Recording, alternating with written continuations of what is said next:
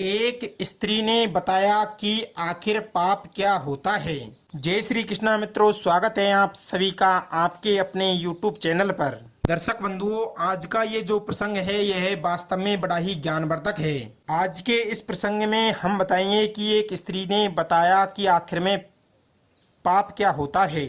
आज के प्रसंग में हम पाप के बारे में चर्चा करेंगे। और मित्रों, आज का यह प्रसंग एक सन्यासी और एक स्त्री के बीच का प्रसंग है। तो मित्रों, आप सभी से निवेदन है कि कहानी की समाप्ति तक बने रहें। मित्रों, आप सभी लोगों ने यह तो देखा होगा और जाना होगा कि पाप बहुत ही नीच श्रेणी में आता है। और कहते हैं कि जो लोग पाप करते हैं उनको स्वर्ग जैसे अच्छे जगहों में कभी भी जगह नहीं मिलती। और मित्रों, ऐसा भी कहा जाता है कि जो लोग पाप करते हैं वो हमेशा सुखी नहीं रहते हैं। चलो आइए आज के इस प्रसंग के माध्यम से हम जानेंगे। आज की इस कहानी में हम समझेंगे कि आखिर वो पाप ऐसा कैसा होता है और आखिर पाप कैसे लगता है। तो बंधुओं, आइए जानते हैं इस कहानी के माध्यम से। दर्शक बंधुओं, बहुत समय पहले की बात है।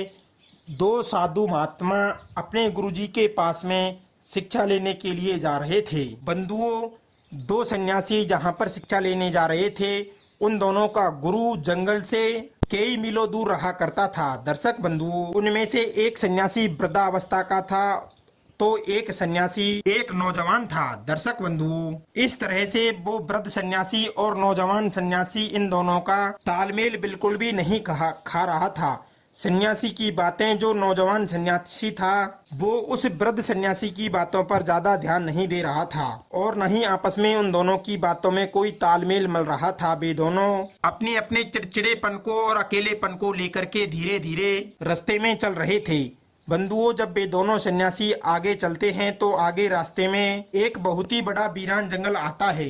बंधुओं, वीरान जंगल को देख करके वे दोनों सन्यासी साथ साथ में चलने लगते हैं। जब वे दोनों सन्यासी थोड़ा सा आगे जाते हैं तो एक गहरी नदी छल छल करती हुई बहुत ही भयंकर स्पीड में बह रही है। बंधुओं, उस नदी को देख करके वे दोनों वृद्ध सन्यासी और नौजवान सन्यासी सोचते हैं कि चलो एक एक तैर करके पार करते हैं। लेकिन बंधुओं, तभी उन दोनों सन्यासियों को उस नदी के उस पार एक स्त्री खड़ी दिखाई देती है। मित्रों, वो स्त्री दिखने में बहुत ही सुंदर थी, उसका मुखड़ा बहुत ही आकर्षक था। परंतु मित्रों, कहते हैं कि जो सन्यासी होते हैं, जो असली सन्यासी होता है, उसके मन में धन, पद और धर्म और वेश्या का कार्य, ये तीनों चारों चीजें उसके लिए कोई भी मायने नहीं रखती। और बंधुओं, यह भी सच कहते हैं कि जो सच्चा सन्यासी होता है उसके लिए केवल अपना कर्म ही विधाता होता है और अपना कर्म ही प्रधान होता है। बंधुओं, फिर इस तरीके से जो वृद्ध सन्यासी था वो चिड़चिड़े स्वभाव का था और उसने उस स्त्री को देख करके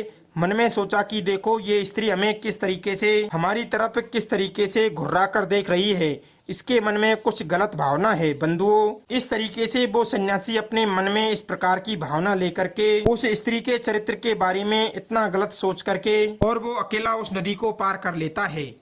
और वो सुंदर स्त्री उन दोनों सन्यासियों से खूब मदद मांगती है, परंतु वे दोनों सन्यासी उसकी बिल्कुल भी मदद नहीं करते हैं। बंधुओं, वो नौजवान सन्यासी उस स्त्री को देखता है और उस स्त्री से कहता है कि अगर हम सच्चे सन्यासी हैं तो हमें किसी की मदद करना, हमें हमारा धर्म और हमारा कर्म मानना चाहिए। कहते हैं कि लोगों की मदद करने से, लोगों के ऊपर परोपकार करने से हमको उसका फल कहीं न कहीं अवश्य मिलता है। बंधुओं, और फिर उसी प्रकार सोच करके वो नौजवान सन्यासी अपना कर्म समझ करके उस स्त्री की मदद करने के लिए चला जाता है और उस स्त्री का एक हाथ पकड़ करके उस स्त्री को नदी के उस तीर से दूसरे तीर पर पहुंचा देता है। बंधुओं, इस तरीके से वह नौजवान सन्यासी उस स्त्री को अपने कंधे पर बैठा करके नदी को पार करा देता है। बंधुओं, उधर वो वृद्ध सन्यासी अकेला नदी को पार कर जाता है और सोचता रहता है कि वो स्त्री हमें पक्का अपने जाल में फंसाने के लिए आई थी। तभी वह वृद्ध सन्यासी दोबारा सोचता है कि कहीं मेरा वो नौजवान सन्यासी भाई उस स्त्री की जाल में फंस तो नहीं गया, जरा मैं मुड़कर तो देखूं।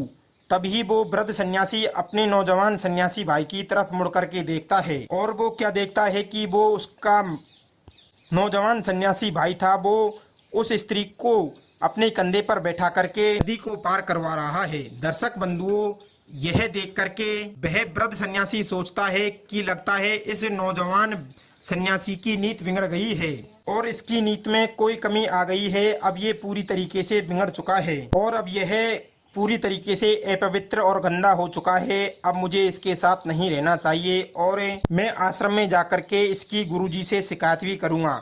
बंधुओं, फिर नदी के उस पार पहुंचते ही वो स्त्री उस नौजवान सन्यासी के कंधे से उतर जाती है और उसे धन्यवाद देकर के अपने घर की ओर चली जाती है। बंधुओं, उधर वो नौजवान सन्यासी उस स्त्री को अपने उसके दूसरी पार पहुंचा करके अपने दूसरे वृद्ध सन्यासी भाई के पास पहुंच जाता है और फिर से वे दोनों नौजवान और वृद्ध सन्यासी मिलकर के साथ में चलने लगते हैं। और फिर रास्ते में चलते चलते वो नौजवान सन्यासी अपने वृद्ध सन्यासी भाई से कहता है कि आखिर क्या बात है, जब से मैंने उस स्त्री की मदद की है, क्या रे भाई, जब से मैंने उस स्त्री की मदद की है तब से तुमने मुझसे बोलना ही बंद कर दिया, क्या तुम्हें बुरा मान गए हो? उसके बाद में वो वृद्ध सन्यासी उस नौजवान सन्यासी से कहता है कि लगता है तुम्हारी नीयत बिगड़ गई है और तुम्हारी सोच बिगड़ गई है, तुम्हारे चरित्र में खराबी आ गई है, तुम्हारा चरित्र बिगड़ गया है, क्योंकि तुमने एक सन्यासी होकर के एक स्त्री की ओर गलत लालसा रखी है, गलत मनसा रखी है। बंधुओं, फिर उसके बाद में वह अपने वृद्ध सन्यासी भाई की इस प्रकार की बात को सुनकर के वो नौजवान सन्यासी मन ही मन में हंसने लगता है। चलते चलते बंधुओं, उनको काफी समय हो जाता है और आधा रास्ता कट जाता है और वो नौजवान सन्यासी अपने साथ के वृद्ध सन्यासी से एक ही बात को बोलता है कि हे नौजवान सन्यासी भाई, तुमने उस स्त्री को अपने कंधे पर क्यों बैठाना, तुमने उसकी क्यों मदद की? और सन्यासी के लिए एक स्त्री को छूना एक अपराध माना है, निषिद्ध मना मानी है और स्त्री को छूना एक बहुत ही बड़ा श्राप माना गया है। तुमने तो उस स्त्री की मदद की है, तुमने तो उसे अपने कंधे पर बैठाया। बंधुओं, फिर उसके बाद में वो वृद्ध सन्यासी हंसते हुए अपने नौजवान सन्यासी से कहता है, फिर हंसते हुए वह नौजवान सन्यासी अपने वृद्ध सन्यासी से कहता है कि हे भाई, मैंने उस स्त्री की मदद की, मैं इसे अपने गलती मानता हूँ, परंतु मैंने उसकी मदद करके उसे कंधे पर बैठा करके उसके घर छोड़ दिया, लेकिन तुमने तो अभी तक भी उस स्त्री को अपने कंधों पर बैठा रखी है और मैंने तो उस स्त्री को उसके घर छोड़ने के बाद में उसके बारे में सोचना ही बंद कर दिया और तुमने तो अभी भी उसके बारे में सोचना जारी रख रखा है। और जब मैंने उस स्त्री की मदद की तब तुमने मेरे प्रति बहुत ही गलत भावना रखी। और ये कहते हैं कि जो मनुष्य अपने आचरण को गंदा कर लेता है तो उसे सभी तरीके के लोग गंदे दिखाई पड़ते हैं। बंधुओं, इस प्रकार की बातें करते करते वे दोनों अपने आश्रम में पहुंच जाते हैं। आश्रम में पहुंचने के बाद में वृद्ध सन्यासी अपने गुरुजी को बताता है और फिर गुरुजी उस वृद्ध सन्यासी की सारी बातें सुन करके उस वृद्ध सन्यासी की ओर देखते हुए अपने मन में सोचने लगते हैं कि लगता है इसे अभी पूरा ज्ञान नहीं हुआ है, इस मूर्ख को इतना पता नहीं है कि कभी भी पाप शरीर नहीं करता है, हमेशा पाप मन करता है। बंधुओं, फिर इस तरीके से इस बात को समझाने के लिए उनका गुरु उस वृद्ध सन्यासी को उसी स्त्री के पास भेजता है जिसकी उस नौजवान सन्यासी ने सहायता मदद की थी। बंधुओं, जब वह वृद्ध सन्यासी उस स्त्री के पास पहुंचता है तो वह कहता है कि बहन, मुझे बताओ कि आखिर पाप क्या होता है। बंधुओं, फिर हंसते हुए वह स्त्री उस वृद्ध सन्यासी से कहती है कि जब उस नौजवान सन्यासी ने मेरी मदद की और मुझे नदी के तीर से उस पार निकाला था अपने कंधे पर बैठा करके, तब तुमने मेरे प्रति और उस नौजवान सन्यासी के प्रति गलत भावना रखी, गलत सोच रखी, तो उसी को पाप कहते हैं। कहते हैं पाप करने में और पाप के बारे में सोचने में इन दोनों में कोई भी अंतर नहीं है। कहते हैं सोचकर पाप किया जाए तो वो भी पापी कहलाता है और बिना सोचे समझे पाप करें तो वो भी पापी कहलाता है। अगर हम किसी से ईर्ष्या करते हैं, किसी के बारे में गलत सोचते हैं, किसी के आचरण के बारे में गलत मन में मनसा रखते हैं, तो कहते हैं कि ये सारी बातें पाप की श्रेणी में आती है। बंधुओं, उसके बाद में उस स्त्री ने उस वृद्ध सन्यासी को पाप का ज्ञान दे दिया और फिर उसे पाप के बारे में समझा दिया। तो दर्शक बंधुओं, इस तरीके से हमारा आज का प्रसंग यहीं पर समाप्त होता है। आज का प्रसंग आप सभी को कैसा लगा कमेंट बॉक्स के माध्यम से हमें जरूर बताएं। मिलते हैं अगली वीडियो में नई चर्चा के साथ। आप सभी का बहुत बहुत धन्यवाद। जय श्री कृष्णा मित्रों।